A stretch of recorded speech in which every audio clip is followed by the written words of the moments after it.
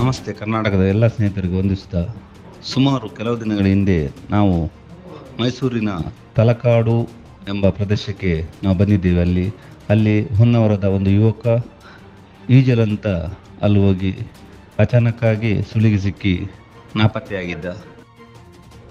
8 ದಿನ ಬಿಟ್ಟು ಹೊನ್ನಾವರದವರು ಹಾಗೂ ಅಲ್ಲಿನ ಎನ್ಡಿಆರ್ಎಫ್ ಪಡೆಯವರು ಕರೆ ಮಾಡಿದಾಗ ಮಲ್ಪೆಯಿಂದ ಮೈಸೂರು ತಲಕಾಡಿಗೆ ಊರಿಗೆ, ಮೈಸೂರಿಂದ ಸುಮಾರು 60 ಕಿಲೋಮೀಟರ್ ಉಂಟು ತಲಕಾಡು, ಅಲ್ಲಿ ಹೋಗಿ ಹುಡುಕುವಾಗ ಸುಮಾರು ಒಂದು 4 ಗಂಟೆ ಹುಡುಕಾಡಿದ್ದೇವೆ. ಅಲ್ಲಿ ಎಲ್ಲಿ ಹುಡುಕಾಡಿದರೂ ಸಹ ಅವರ ಮೃತದೇಹ ನಮಗೆ ಸಿಗಲಿಲ್ಲ. ಆದರೆ ನಾವು ಅಲ್ಲಿ ಅಷ್ಟು ಹುಡುಕಾಡುವಾಗ ಸಹ ಅಲ್ಲಿ ಸುಮಾರು 4ರಿಂದ 5 ತನಕ ತುಂಬ ಮೊಸಳೆಗಳಿತ್ತು. ಆದ್ದರಿಂದ ನಾವು ಹುಡುಕಾಡಲಿಕ್ಕೆ ಸಹ ತುಂಬ ಕಷ್ಟ ಆಯಿತು. ಯಾಕೆಂದರೆ ಕೆಲ ಕಡೆ ಮುಳುಗುವಾಗ ಮೊಸಳೆಗಳು ಕಂಡು ಬಂದಲ್ಲಿ ಅಲ್ಲಿನ ಎನ್ಡಿಆರ್ಎಫ್ ಪಡೆಯವರು ಹೇಳಿದರು, ಈಶ್ವರ್ ಅವರೇ ಬೇಡ, ಇಲ್ಲಿ ತುಂಬ ಡೇಂಜರಸ್ ಪ್ಲೇಸ್ ಇದೆ ಇಲ್ಲೆಲ್ಲ. ಯಾಕೆಂದರೆ ಯಾವಾಗ ನೀರಾಡಿಯಲ್ಲಿ ಮುಳುಗಿದಾಗ ಏನಾದರೂ ತೊಂದರೆ ಆಗ್ತದೆ, ಮುಳುಗೋದು ಬೇಡ ಅಂತ ಹೇಳಿದರು. ಅದು ಸಹ ಅವರು ಸಹ ತುಂಬ ಟ್ರೈ ಮಾಡಿದರು, ಅವರ ಟೀಮ್ ಸಹ ಅಲ್ಲೆಲ್ಲ ಹುಡುಕಾಡಲಿಕ್ಕೆ. ಆದರೆ ಅಲ್ಲಿ ನಮಗೆ ಎಲ್ಲೂ ಕಂಡು ಬಂದಿಲ್ಲ.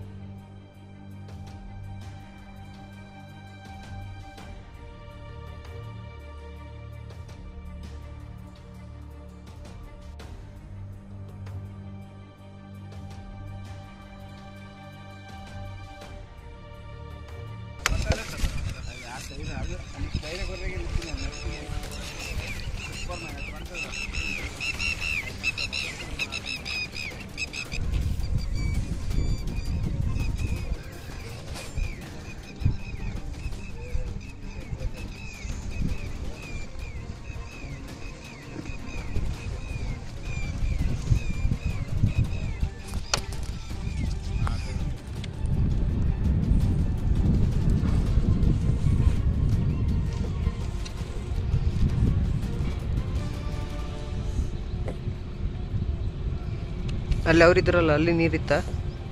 ಅವರಿದ್ದಾರಲ್ಲ ಅಲ್ಲಿ, ಅಲ್ಲಿಂದ ಆಚೆನೇ ಇದ್ದಿದ್ದು. ಅಂಚೆ ನೀರಿತ್ತು ಜಿ, ಅಲ್ಲಿ ನೀರಿರ್ಲಿಲ್ಲ ಅಲ್ಲ? ಇಲ್ಲ, ರಥ ಇಲ್ಲೆಲ್ಲ ನಡ್ಕೊಂಡು ಓಡಾಡ್ಬೋದಾಯ್ತು. ಇಲ್ಲಿಂದ ನಾನು ಹೇಳಿದ್ನಲ್ಲ ದನಿಗರ ಕಟ್ಟೆ ಅಂತ ಒಂದಿದೆಯಲ್ಲ, ಅಲ್ಲಿ ಗಂಟಲು ನಮಗೆ ಮೀನುಗಾರೆಲ್ಲ ಪರಿಚಯ. ಪ್ರತಿಯೊಬ್ಬರಿಗೂ ಹೇಳಿರ್ತೀವಿ ಹೀಗಾಗಿದೆ ಅಂತ. ಗಾಡಿ ಆಧಾರ ಬಂದರೆ ಹೇಳಿ. ಆಗಲೇ ಈಗ 2 ಸೆಕೆಂಡ್ ನೋಡಿದ್ದು, 2 ಸೆಕೆಂಡ್ಗೆ ಫೋನ್ ಬಂದ್ಬಿಡಿ. ಇದುವರೆಗೂ ಇಲ್ಲಿಂದ ಆದ ಒಂದು 40 ಜನ ಬ್ಯಾಟ್ರಿ ಮೀನು ಹಿಡಿಯೋರು ಇದ್ದಾರೆ. ಕಾಲ್ ಆಡಿದ್ದೆ ನೋಡ್ತಾ ಇದ್ದೀವಿ. 40 ಜನ ಮೀನು ಹಿಡಿಯೋರು ಇದ್ದಾರೆ, ಒಬ್ಬರು ಕಣ್ಣು ಕಾಣಿಸಿಲ್ಲ ಅಲ್ಲ. ವಿಚಿತ್ರ ಅನ್ಸುತ್ತೆ.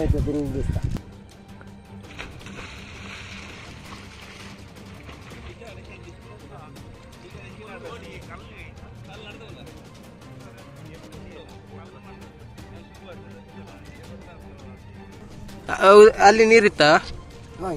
ಇಲ್ಲಿತ್ತ? ಇವರು ಇದ್ದಲ್ಲಿ ಅಲ್ಲಿತ್ತು. ನಿಮ್ಗೆ ಅಲ್ಲಿತ್ತು ಸ್ವಲ್ಪ ಇಡೇಮಠ, ಒಂದು ಅರ್ಧ ಅಡಿ, ಮುಕ್ಕಾಲಡಿ.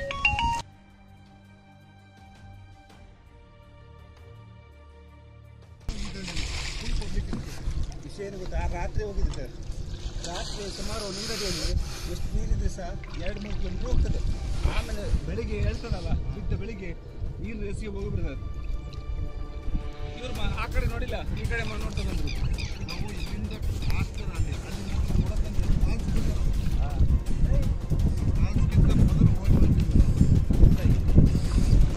ಈ ನದಿಯಲ್ಲಿ ಮೊಸಳೆ ಇದೆ ಅಂತೆಲ್ಲ ಹೇಳ್ತಾ ಇದ್ರು, ಇವರು ಸಹ ನೋಡಿದ್ರಂತೆ.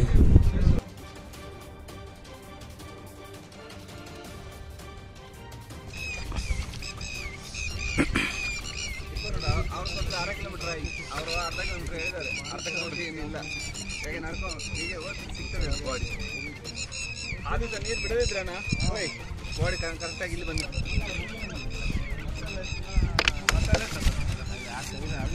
ಧೈರ್ಯ ಬರ್ದಾಗಿ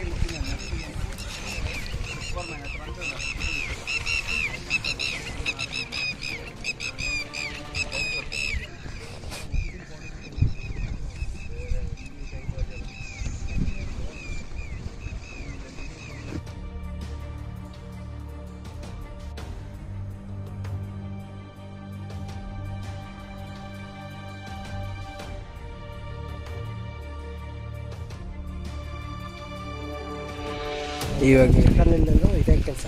ಚಿಕ್ಕವಾಗಿಂದನೂ ಇದೇ ಕೆಲಸ. ತಾತ ನಮ್ಮಪ್ಪ ಹಾಂ, ಎಲ್ಲ ಇದೇ ಮಾಡ್ಕೊಂಡು ಬಂದದ್ದು ಕುಲ ಕಸುಬು ಥರ. ನೀವು 30 ವರ್ಷದಿಂದ ಮಾಡ್ತಾ ಇದ್ದೀರಿ. 20 ವರ್ಷ ಆಯ್ತು. ಸ್ವಂತ ನೀವು ಸ್ವಂತ ಮಾಡಿಯಾ?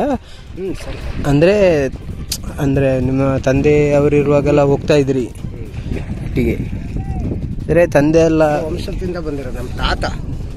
ತಾತ ಆಗ ಇದಲ್ಲ, ದೋಣಿ ದೋಣಿ ದೋಣಿ. ದೋಣಿ ಓಕೆ. ಮತ್ತೆ ದೋಣಿಯಿಂದ ಇದಕ್ಕೆ ಯಾಕೆ? ಈಗ ಆ ಥರ ಮರಕ್ಕೆ ಆ ದೋಣಿ ಮಾಡಿಸ್ತೀನಿ ಅಂದ್ರೆ ಇವತ್ತು 5 ಲಕ್ಷ ರೂಪಾಯಿ ಬೇಕು. ಹೌದೌದು, ಖರೆ. ಇಲ್ಲ 5 ಲಕ್ಷ, ಊರಲ್ಲಿ ನಮ್ಮಲ್ಲೆಲ್ಲ 20 ಲಕ್ಷ. ನೋಡಿ ಸ್ನೇಹಿತರೆ, ಸುಮಾರು 1 ಕಿಲೋಮೀಟರ್ ಬಂದಿದ್ದೇವೆ, ಎಲ್ಲೂ ಇಲ್ಲ. ಹಾಂ, ಹೆಂಗೆ ಔಟರ್ പോയാൽ മതി. ಹೋಟ್ಲೆ ಚುಮ್ಮಾ ಬೇಡ, ಕಾಣೋಣ, ಒಂದು ಕಾಣಲ್ಲ. ಇರ್ಬೇಕು ಏನಂತೆ? ಇಲ್ಲ ಅಂತ ಸಿಗುವುದು ಬಿಡುವುದು ಮತ್ತೆ ಪ್ರಯತ್ನ ಮೊದಲು.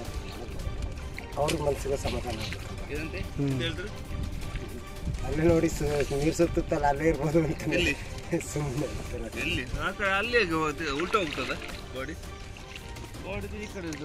ನೀನು ಬೋದು ಪರಗ್ಲೆ ಯಾವ ಪನ್ ಪಿನಕ್ಲಿ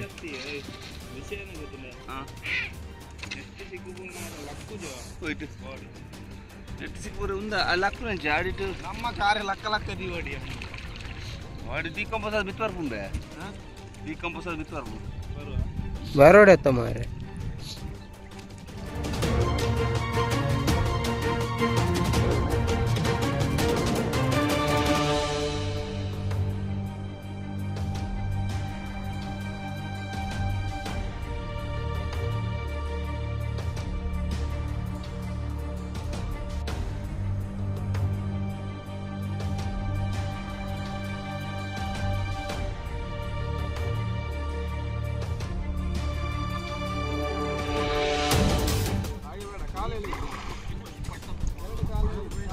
ಕೈ ಇರ್ಲಿ ಕಾಲಿಡಿರಿ, ಕಾಲೆಳಿರಿ, ಕಾಲೆಳಿಬೇಕು.